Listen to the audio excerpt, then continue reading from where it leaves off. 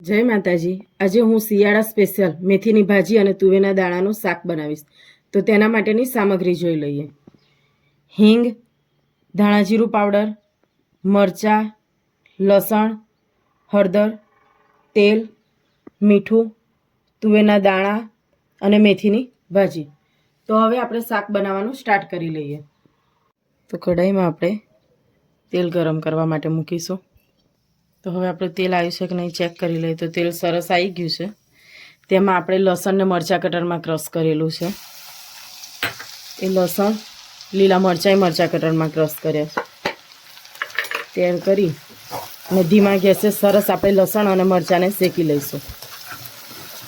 એકદમ સરસ સ્મેલ આવી જાય ત્યાં સુધી અને કૂક થઈ જાય લસણ મરચાં ત્યાં સુધી આપણે તેને શેકી લઈએ।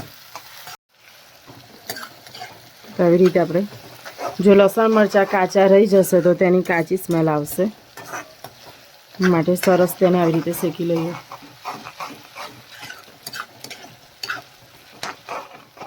તો હવે આપણા લસણ મરચાં સરસ શેકાઈ ગયા છે। તો તેમાં મસાલો એડ કરીશું। હિંગ, હળદર પાવડર, ધાણા જીરું પાવડર। મરચાં તમે જેટલું તીખું ખાતા હોય તેટલા એડ કરવાના। અમે થોડું સ્પાઇસી ખાઈએ છીએ એટલે આપણે થોડા વધારે લીલા મરચાં એડ કર્યા છે। આમાં આપણે રેડ મરચાંનો ઉપયોગ કરતા નથી। હવે તુવેરના દાણા જેને મેં એક સીટી વગાડી અને બાફી લીધા છે। જો એકદમ કૂણી તુવેર હોય તો તમે તેલમાં પણ આવી રીતે કૂક કરી શકો। તો તે એડ કરીશું।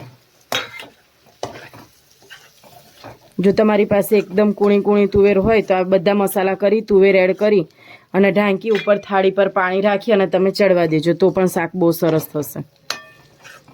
હવે આપણે મેથીની ભાજી એડ કરી લઈએ। તે પહેલાં આપણે મીઠું એડ કરીશું ટેસ્ટ પ્રમાણે।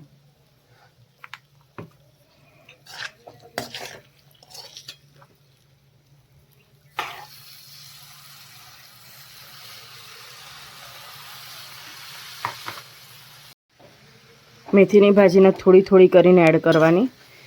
આવી રીતે હલાવી લઈશું, પછી ઘડીક ઢાંકી દેવાનું એટલે બધી જ ભાજી આપણી બેસી જશે। પછી ફરી થોડી ભાજી એડ કરી દઈશું।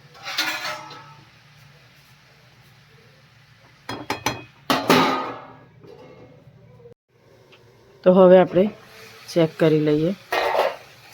તો મેથીની ભાજી જે કઢાઈ ભરાઈ ગઈ હતી તે એકદમ સરસ રીતે ઓસવાઈ ગઈ છે।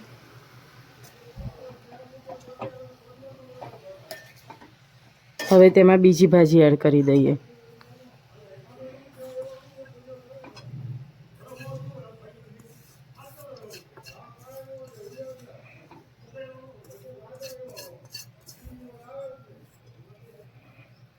ફરી પણ આપણે હલાયા વગર ઢાંકી દઈશું એટલે ભાજી પણ સરસ ઓસવાઈ જશે।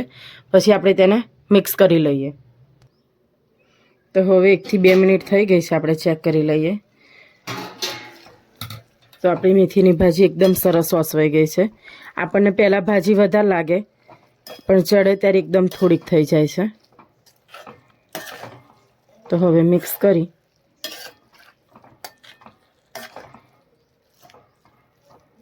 અને ધીમા ગેસે આપણે ચડવા દઈશું। એકદમ સરસ તેલ છૂટું પડી જાય અને આ બધું જ પાણી બળી જાય ત્યાં સુધી આપણે તેને ચડવા દઈએ। 4 થી 5 મિનિટ થઈ ગઈ છે। હવે આપણે શાકને ચેક કરી લઈએ। આપણે મેથીની ભાજીમાંથી બહુ જ પાણી છૂટ્યું છે। તો આવી રીતે હલાવી ઢાંકી અને ચડવા દઈશું। હવે આપણે શાકને ચેક કરી લઈએ। તો આપણા શાકમાં સરસ એકદમ તેલ ઉપર આવી ગયું છે। તો ગેસ બંધ કરી શાકને હલાવી લઈએ। તો તૈયાર છે આપણું મેથીની ભાજી અને તુવેરના દાણાનું શાક। તમે પણ શિયાળામાં સ્પેશિયલ આવી રીતે મેથીની ભાજી અને તુવેરના દાણાનું શાક બનાવજો અને જરૂરથી કોમેન્ટમાં કહેજો કે તમારે શાક કેવું બને। તો અમારી ચેનલને લાઈક કરો, શેર કરો અને સબસ્ક્રાઈબ કરો। જય માતાજી।